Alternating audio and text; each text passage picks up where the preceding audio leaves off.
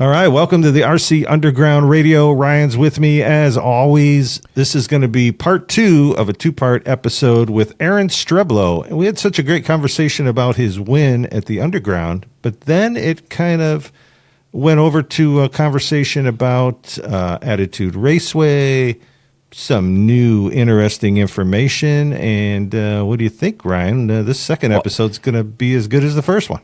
Have you ever known me to stay on track? I mean, it doesn't happen. Are you talking about talking, or are you talking about racing, like staying on track? All of those things. I've told you I'm a BB in a boxcar, so this is the way it's going down. Yeah, of course we're going to go down a rabbit hole and talk about all the cool stuff that's going on at Attitude, and kind of get a good understanding of what's happening next year. I think it's important that people kind of hear what's going on, because it is some pretty exciting stuff. I absolutely agree. So let's just jump into it.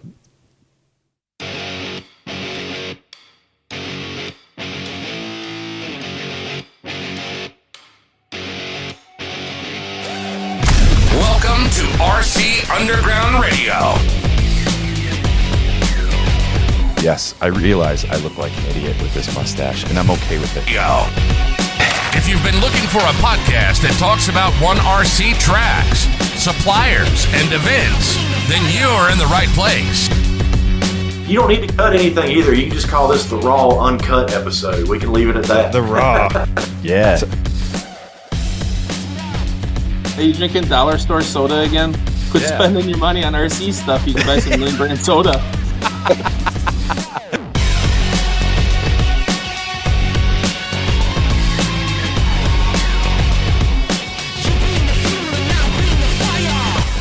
When we bring this guest on, I guarantee people are going to go, "Are you kidding me?" He wrote a song for you. I did. We're going to have to end this soon, huh? Yeah, no shit. And we're going to have to edit this. Now, here are your hosts, Ryan Ratzlaff and David Brinkmann.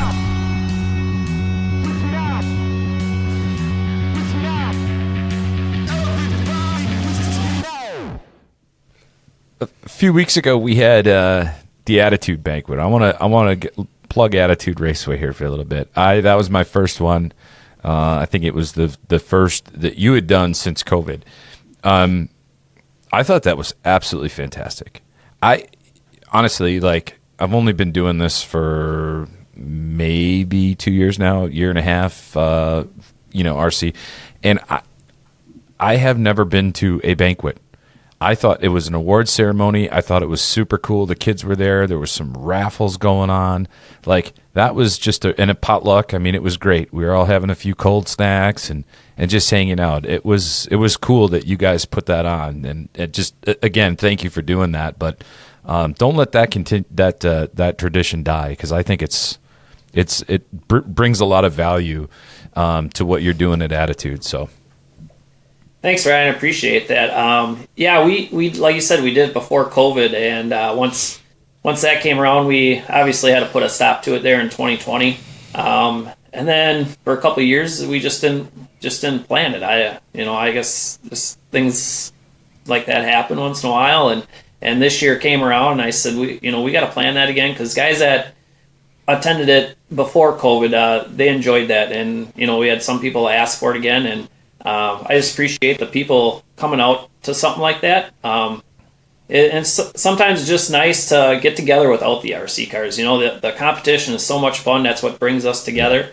But then again, just hanging out, with the guys and the gals and all the kids and all the racers and away from the RC track, it's kind of nice to do, and it's a nice closing to the year to give away the awards and in that setting. And like you said, have some cold snacks and some good food and some games to go along with it. And and we learned from it this year, and we got some things in the plans for next year too, hopefully to make it just as fun, if not more fun, and we'll go from there. So slideshow, that was another.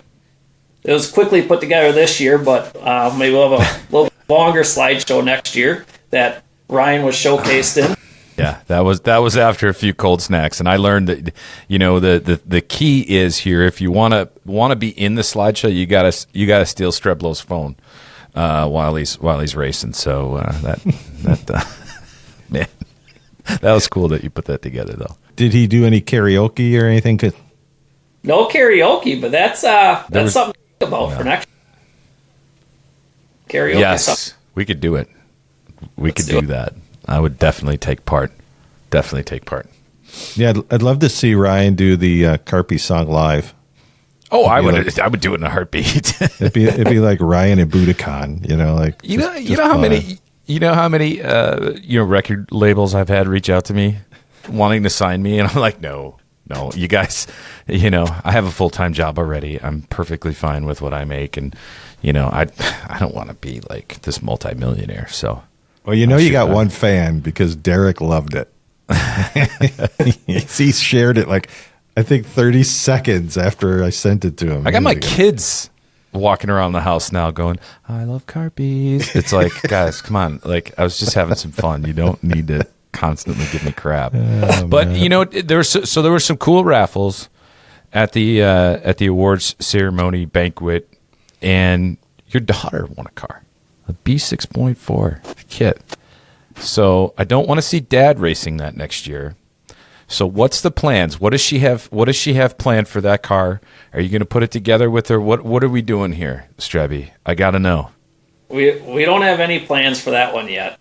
So okay.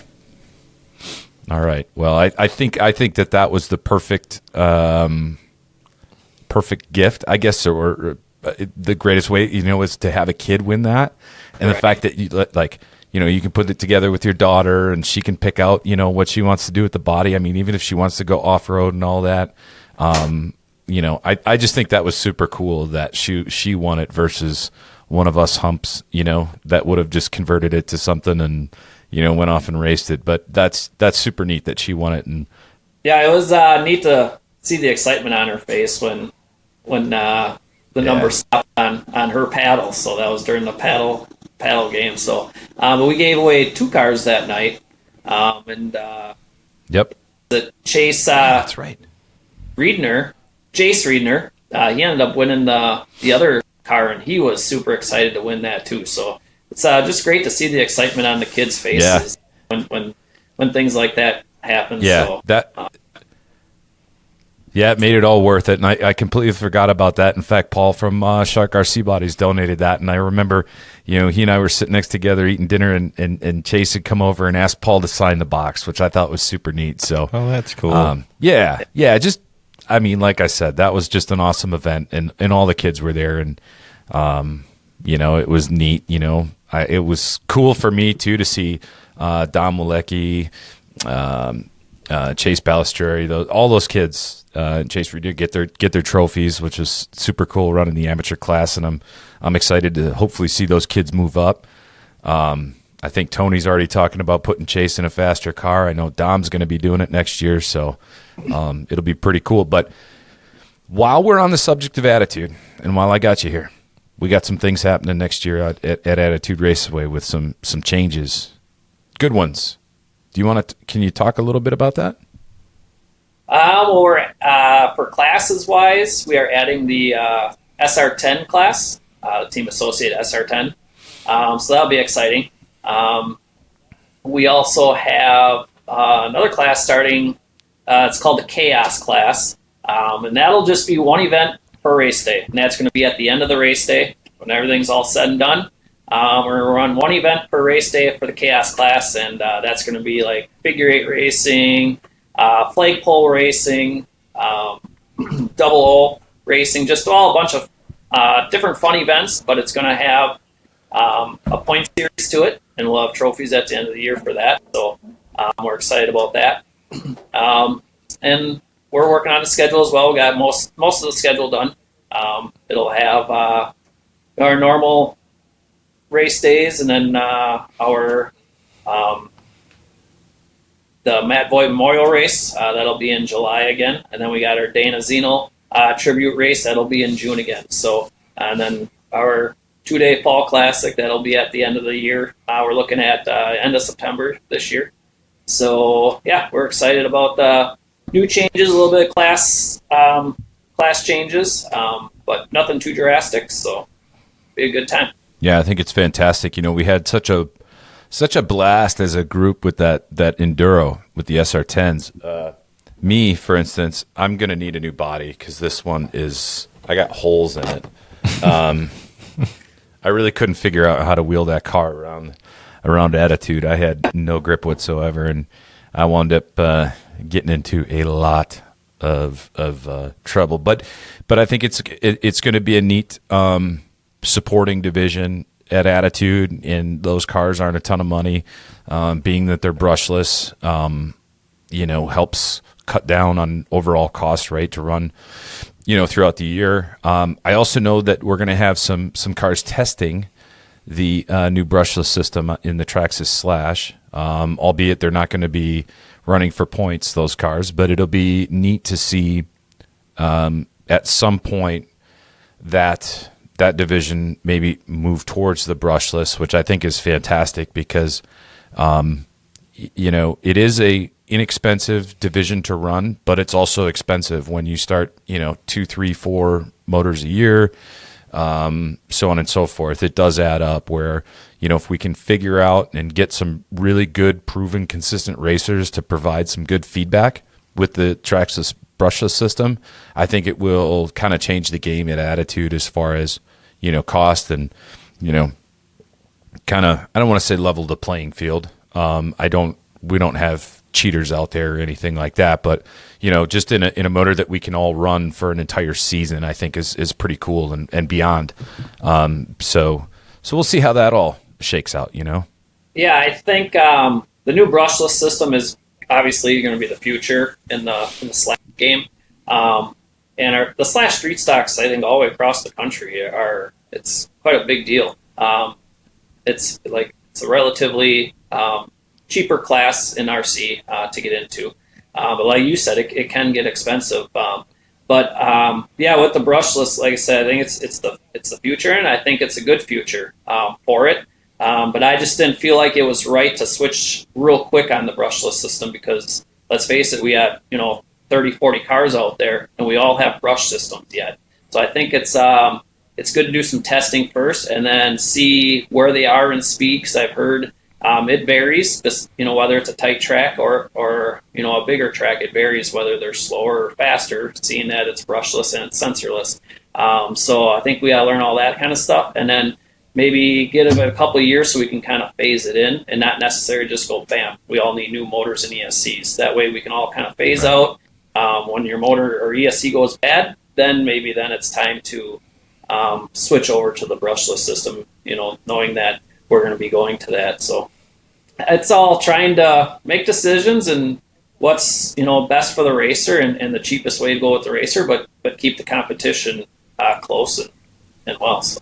Yeah, absolutely, because in my opinion, it's one of the best divisions to watch at Attitude, not only because I race in it and you get to see me all over the track, but and outside the track. And being punted out of the track, but it's really cool. There's a lot of close racing, and those cars are a heck of a lot of fun.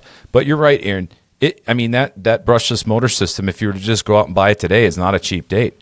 It's darn near just as expensive as buying a brushed Slash right now. So maybe that price will come down, so on and so forth. And then if you already have a car, you can convert it. Or if you buy a car, more than likely it's going to have that brushless system in it. So really cool way you're doing it, and not just throwing everybody out and saying, you got to buy this and good luck, because again, it's meant to be an inexpensive division to run. So no, I think it's the right way to do it. So hey, for me, from a track owner standpoint, kudos to you.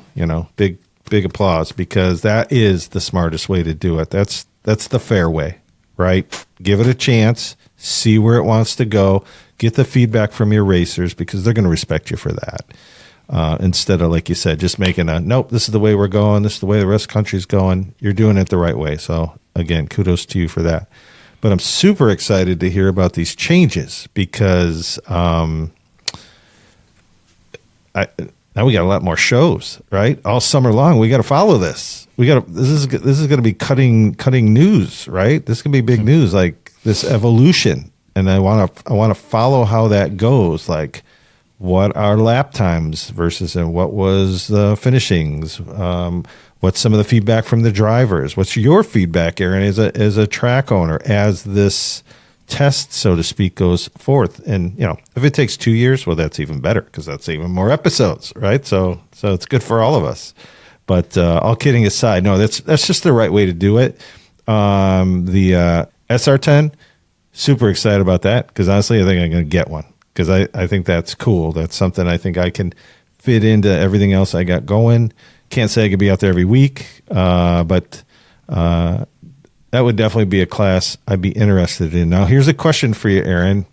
How about the bodies for that division? Do you have to run the body that comes, is it box stock all the way? Or maybe go into a little detail of that class? The bodies are still being decided. So bodies and tires are a big debate now.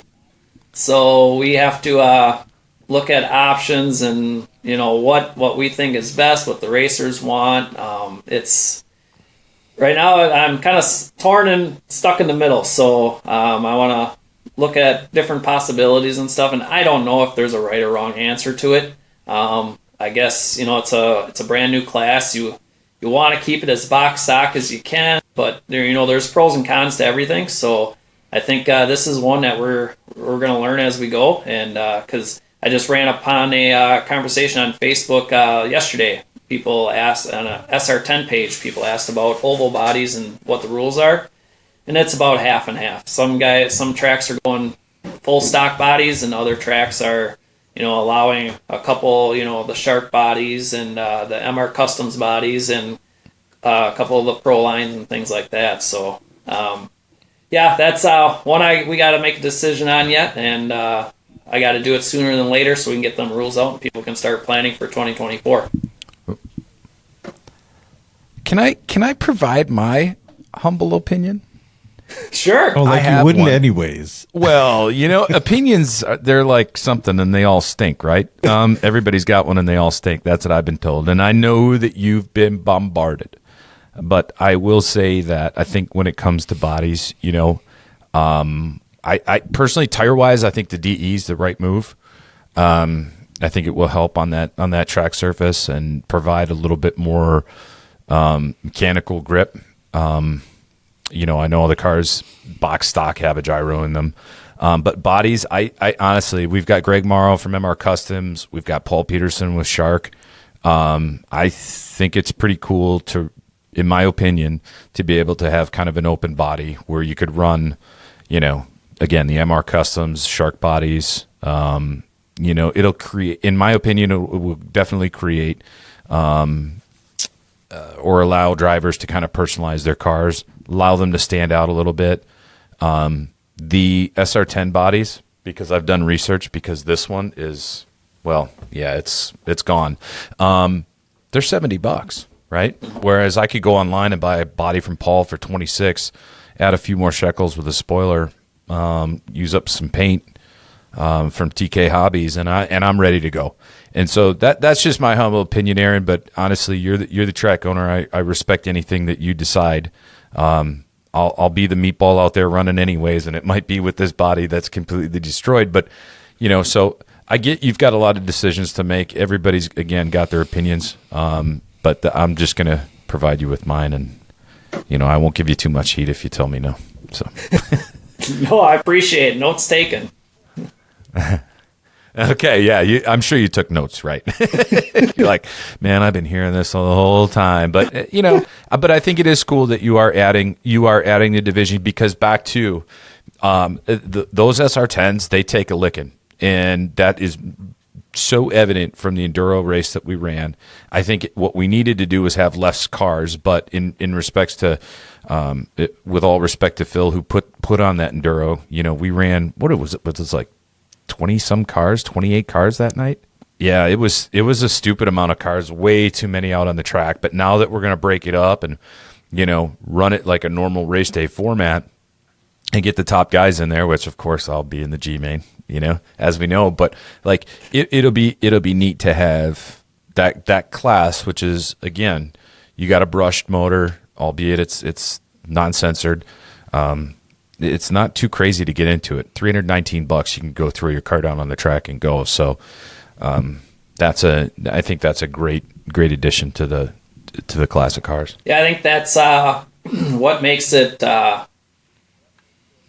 spike interest throughout the country, actually, because there's quite a few tracks that run them SR10 classes, and yeah, it's economical for the racer, and it's somewhat simple. So, like you said, buy a car, throw it down, and have some fun. So, all right. So I just have a couple questions. It's for a friend. Can you run your own radio, or do you got to run Is it come with an RT? Is it RTR? It is RTR, but you can run your own radio. Yep. Okay. Cool. You should run the stock radio because it has a gyro, Dave, and you'll need it. Thank you. You're not going to win the road course now. No, I'm just kidding. You're still my. I got a gyro in my 1RC car. You're still my bet. Okay. Is that the sandwich? Like, oh, no. that's a gyro. Oh, I was like, wow, cool. That's actually a euro, as the Greeks call it. That's true. But in Wisconsin, we call it. I was like, cool. gyro. Does that come with the car? I mean, you get a free sandwich? I'm in. Okay, and then I think you guys said 18 to 20 cars were in this enduro. Like, are these guys all coming back to run this class? I think most of them are. Yeah, if we have it, because and not many people had them before this enduro race. I know I bought one. Dale Marshall bought one. Joe Elgersma bought one. We're buying them up as soon as we heard about this enduro that Phil Jones wanted to put on, and him and Adam did a great job putting that on. They had a raffle car, so somebody could win the raffle car and join on the race that day. I don't know, 18 to 20 cars, it was too many, but I had a blast. I thought it was great. Just trying to work through traffic, and when you did have tough luck, and it took a while to get back going again, and sometimes we had good time, good laps where we probably, went a minute or so and you didn't see any wrecks, and then all heck broke loose the next corner, and then it took a while to get sorted out again. But no, it was a lot of fun. But I don't think we want to do that all the time. So that's why we're kind of creating this. It was all for a good cause, though. You can't talk smack about that enduro. It was there to raise money, and that's exactly what we did. But yeah, I think the racers at Attitude are diehard. I mean, if they bought a car, they're coming back with it. I mean, I converted mine to a street stock for Chili Bowl. I'm going to put it back to box stock, or as close as I can. I wonder. Well, wait. Shoot, Adam Radisky's going to run tech for that division, so I don't. I better put every piece back on. But yeah, guys are going to come back out in full force with that. You'll probably see at least 15 cars the first day or first race with that one. So I think it'll be a big plus. Hey Ryan, do they have a class for those at Trackside? They do not. They do not. Although okay. When I was there with Tony Balistreri, we took it out and we geared the snot out of it, and that thing was an absolute rocket ship. So no, I don't think there's anything in store with Jamie to add that as a class, but it is a 1/8, basically a buggy chassis. So it can be run all over. There are other tracks that do run that style, and especially the SR10s. I know Oshkosh runs it. I was talking with the Webbers, and that's a fun track to run as well. So yeah, you can get around with that car if you do buy one. Yeah, I was going to say, I'm just going to... Oh, go ahead. Well, or you could just buy it, and then 6 months go by, and then you sell it to me at a discount, and then I'll go run it. Like every other car I do, right? Yeah, I was just going to say, I'm going to need someplace to practice. If I get a hold of one of these things, I gotta practice her up a little bit. I can't just show up and race like I did, because Dale won't be prepping the car, so it won't be that fantastic when I just show up and run. Yeah, I'm busy that day that you got to set the car up. Thanks, just run 90 weight shock oil on the right side for Attitude, and you'll be good to go. Oh, good to row. Good to row. Am I right, Aaron? That's probably a good setup for him, right? I haven't done any setup on my car. Yeah. You know what? This is okay. All right. So here's Aaron. We know, and you run the gyro and you did everything in that car. You don't work on any of your cars. It's all Joe Algersma. This guy he's the brains behind Streblow Racing. I'm convinced that's why your Grand National dirt car, your full size car, is so damn fast, because Joe was the one putting the legwork in. You just show up and hop in and go. It's the same thing on race days at Attitude. Albeit, I know you're working, you're calling the race and everything, but yeah, Joe's got his cars ready to go. I'm sure Joe did something to your car. I guarantee it. You're right. He probably did. He does a great job working on my stuff. I know, Joe. So yeah, literally, I don't even have to turn my cars on. I walk up on the driver's stand, they hand me the remote, and away I go with it. But Joe does do changes on the cars. Hey, I give you heat. I know he does. And I give you heat about that. But you're busy calling races all damn day long. The divisions that you do run in, Joe's got your stuff ready for you, and that's cool. But Joe is super smart with that stuff. He's watching other cars out on the track. He's making adjustments for you so that your car's ready to go when you get out there. And honestly, you're always competitive. It's not like the car's totally out to lunch or you're the world's worst driver. I just had to give you heat about it because you just like you ink a check every week, and here you go, Joe. Here's a couple of bucks, and boom, But no, there's a lot of stuff that he does on that car. But you are extremely busy on race days, especially dealing with all of us whiny racers. So I shouldn't say that. You're busy entertaining all of us, and so is that an edit point? take out. Yeah, you can take the whiny racer thing out. Take whiny racers out. Add I'm always pissing and moaning. Why can't I make an A main? Can you just screw up on the computer or something for me? Just make a quick little oops. Take Balistreri out and put me in his place. Oh, would that be? You don't give yourself Can you imagine? credit. I'm getting better. I think next year's going to be a fun season, but yeah, it'll be good. I just need to be able to get out and go play again. So I'm going to be actually December 2nd is the Toys for Tots race at Trackside Hobbies, and Trackside Hobbies. Excuse me. Gosh. And so we're going to do dirt, oval, and also off-road racing that day. But the biggest thing is, with the holidays coming up, is supporting the kids out there who, are a little less fortunate, and parents may not be able to provide gifts for their children. So I'm really big on that. Our company is that Dave and I work for is huge on Toys for Tots, and it's just once you see and that whole operation and those kids getting their gifts. So if anybody can make it, and whether they run off-road, on-road, again, the Toys for Tots, December 2nd at Trackside, I think it'd be really cool. Bring a donation or, a couple donations. I think it'd be really neat to see that box grow there. So, but yeah, it's just getting out, having some fun. And as always, man, thank you so much for everything you do at Attitude and giving me a place to hang out. Had it not been for that place, I wouldn't have met so many cool people such as yourself and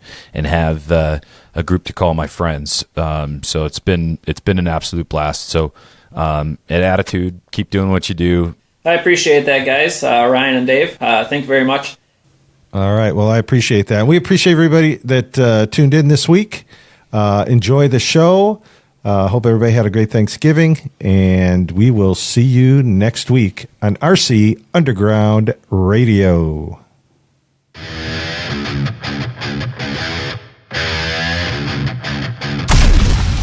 You've been listening to RC Underground Radio. We hope you've enjoyed the show. If you did, drop us a line at rcuradio@gmail.com. We're curious to know, what do you like? What don't you like? Who would you like us to talk to? Sounded really weird. It was weird, but you know what I meant. We're talking about racing, so... Okay. You can find us on Spotify, Facebook, and YouTube. See you next time on the RC Underground Radio Podcast. I am a BB in a boxcar.